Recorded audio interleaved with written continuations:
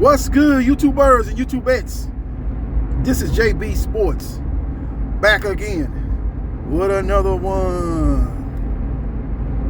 The WBC, World Boxing Council, Tuesday approved of a WBC interim junior middleweight title fight featuring Erickson Lubin taking on Sebastian Fundora.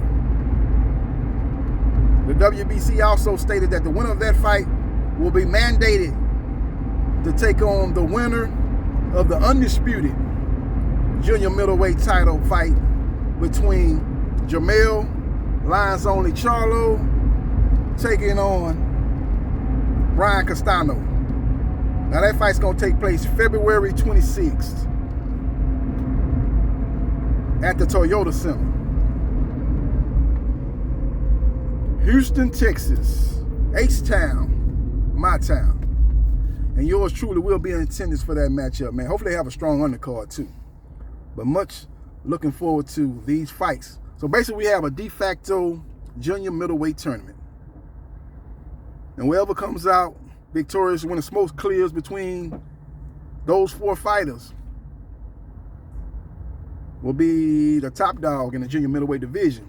And probably could take on Tim Tszyu. Tim Tszyu is another guy out of Australia. He has a strong following from that country. He's the golden child from that country. Now, some of the shine might have been stolen from him from George Kambosos, who had the upset of 2021 when he defeated unified lightweight champion Teofimo, Mr. Takeover Lopez.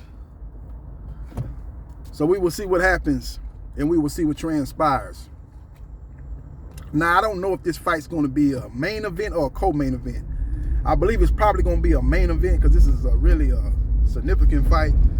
But maybe, just maybe, they might put it as a co-main event to Errol Spence Jr. versus Jordanis Ugas, which is a unification fight in the welterweight division.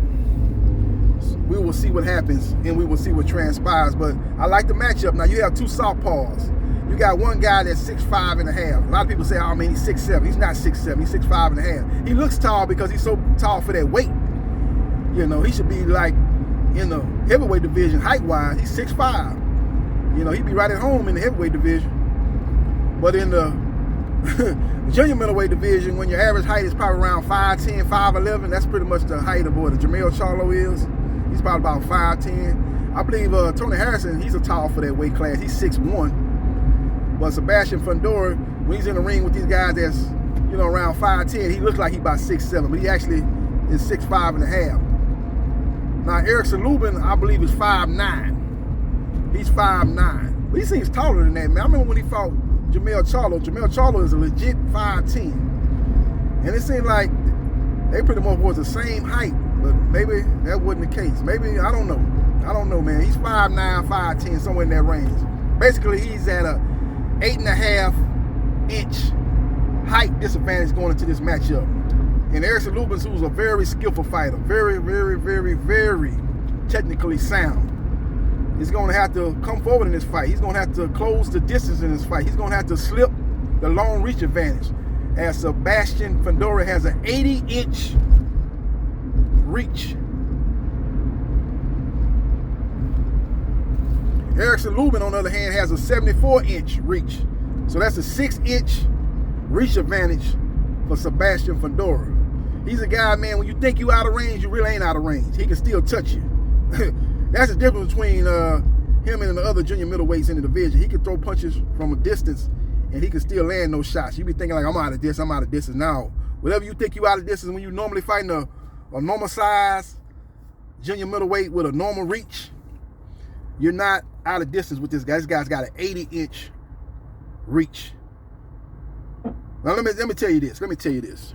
Tyson Fury, the lineal heavyweight champion, the Ring Magazine heavyweight champion, the WBC heavyweight champion, has an 83-inch reach. So he has a 3-inch reach over Sebastian Fundora. Fundora fighting at 154 pounds. And Tyson Fury in his last fight came in, at 273 pounds? In the third fight with Deontay Wilder, he came in around 273. So what that's, you know, that's over 120 pound weight difference, and the reach difference is only 3 inches. So this guy is a unicorn in the welterweight. My bad, he is a unicorn in the junior middleweight division, that being Sebastian Fundora. He's gonna cause problems for Erickson Lubin. Now Erickson Lubin, jaw has come into question ever since he got knocked out, put to sleep. Like Jermell Charlo had given him some NyQuil in the first round, highlight reel knockout. A lot of people say that he doesn't have the chin. Now he's been in there with some decent competition since Jermell Charlo. He's fought Gallimore, he's fought Gasha, he's been in there with Jorge Cota, he's been in there with Jason Rosario. That's probably the best win of his career, Jason Rosario. That was his last fight. That was the co-main event to some PBC card, pay-per-view card. I can't remember the fight. I think it was I think that was the co-main event to the Gervonta Tank Davis Mario Barrios Showtime pay-per-view fight. Yeah, I believe that was the co-main event for that fight. So he's been basically in that #1 position in the WBC for well over a year. And he could have easily just said, no, I'm not taking this risky fight. This is a dangerous fight, man. I'm #1, man. I want the winner of Jermell Charlo versus Brian Constantino 2. Give me that winner. I'm gonna be there. I'm gonna be in attendance in Toyota Center. I'll be there, and then whoever wins that fight, I'll jump in the ring and call him out. That's what I'm gonna do. I ain't trying to see no 6'5" unicorn in Sebastian Fundora. Hell no. But Erickson Lubin, who is a true warrior, is willing to get in there and show why he is, in his mind, the best at 154 pounds by facing a guy that's gonna cause problems. The unicorn of the junior middleweight division, that being Sebastian Fundora. It's gonna be a very intriguing and very interesting matchup. You got both guys, again, are southpaws, so that's gonna cause some interesting dilemma for both fighters. As a foot placement in that fight is gonna be key, because both fighters gonna be trying to get inside the other opponent's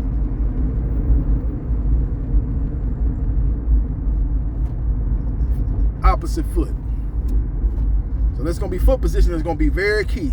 These are little small things that the average boxing fan really don't be looking at, man. But that foot placement, whoever is able to give inside of the other opponent opposite foot, gonna be at a huge advantage. Now, Erickson Lubin gonna have to come out of his comfort zone in this fight. He's gonna have to come forward. He can't fight on the outside because this guy's too long and got too much height, and he throws too many punches. It ain't like he's long and he's sitting back looking to counter. He's throwing punches from long range, so he's gonna have to slip, dip, and get inside close range. He's gonna have to show a different side of him in this fight, in my opinion. He's a guy that's usually able to control distance and pick his opponents apart with his hand speed, his superior technical skills. He's got a very good jab, got good power. He's able to pretty much control his opponent with those aspects that he brings to the ring. But he's not gonna be able to rely on that in this fight, in my opinion. But like I said, he's gonna have to come forward. He had to do what Sugar Ray Leonard did against Thomas Hearns. Sugar Ray Leonard was a guy that, he was a boxer puncher, but he could outbox a lot of his opponents. But when he fought Thomas Hearns outboxed him due to his height and reach advantage, and he was actually the more technical, superior boxer. So Sugar Ray Leonard had to come out of his comfort zone. He had to be on the attack.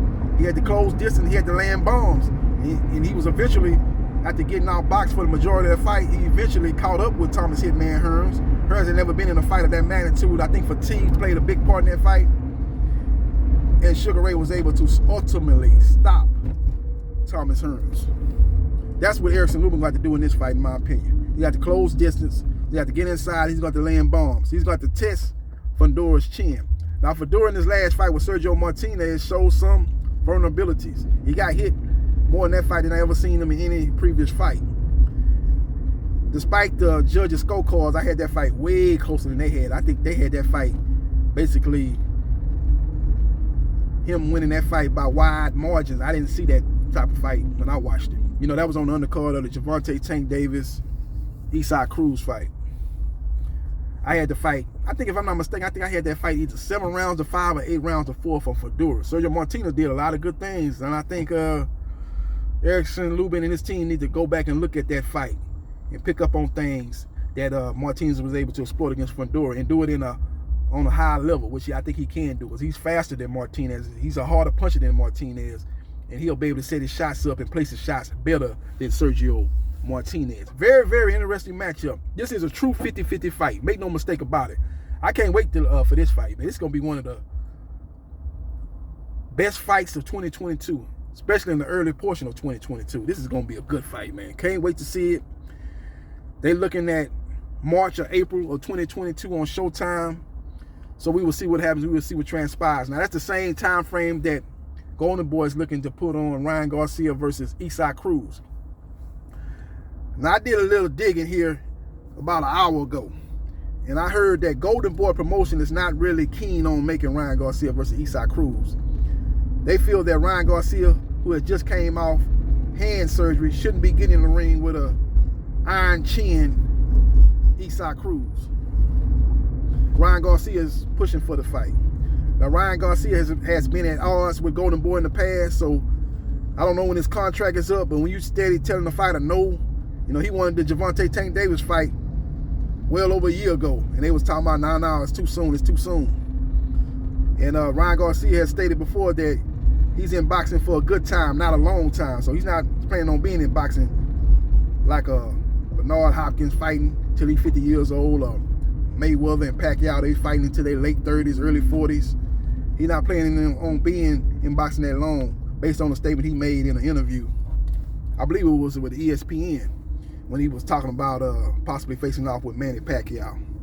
So we will see what happens, and we will see what transpires. But interesting news, man. Interesting fights getting lined up for the first quarter of 2022.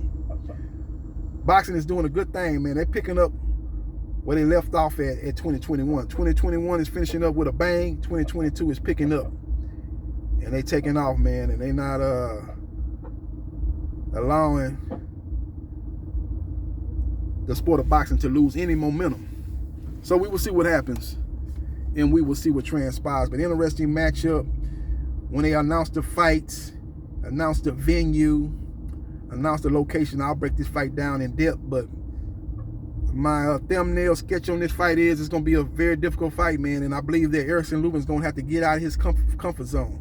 I think he's going to have to come forward. I think he's going to have to close distance. I think he's going to have to get off his shots. I think he's probably is the more harder puncher. Fundora has got decent power, but I don't think he got power like Jamel Charlo. So with all that being said, man, Erickson Lubin he got shook up by Gallimore and Gasha. I think both of them hurt him in that fight. So he's a guy that's chinny, to say the least. So Fundora can't hurt him. It ain't like Fundora can't hurt him. Fundora's got decent power. So he's going to be able to, he's going to be looking to capitalize on Erickson Lubin's aggressiveness and hopefully catch him with a shot coming in. Now, Erickson Lubin might decide to lay back and make Fundora come to him. But if he does that, man, you know, like I said, this guy throws a lot of punches. He ain't going to let you set up your shots, man. He's one of them guys, man. He's throwing a lot of punches. He's fighting at a breakneck pace, especially for the junior middleweight division. And not to say that Erickson Lubin is a guy that's not throwing a lot of punches and basically fighting at a snail's pace, but he doesn't fight at the same pace. He don't throw punches in bunches at the same rate as Sebastian Fundora does. So he will get tested in that regard. So he's going to have to mix it up, man. Like I said, he's going to have to come forward a little bit more. Maybe he makes Fundora come to him. He looks to counter Fundora. Fundora is a guy that throws a lot of punches, but when you throw a lot of punches, you're going to leave yourself open to counters. And I think Erickson Lubin is going to be looking to do those type of things. So we will see what happens, and we will see what transpires. But that's the latest and the greatest in the sport of boxing. Sebastian Fundora will take on Erickson Lubin in either March or April on Showtime.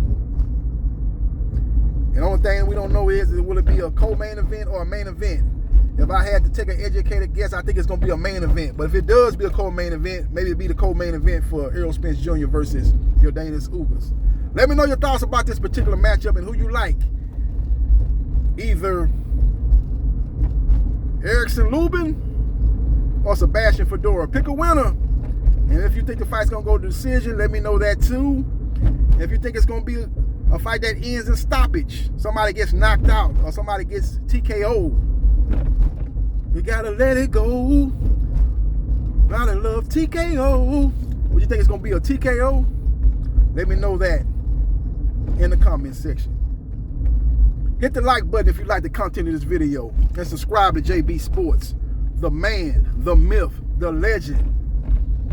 And I holla.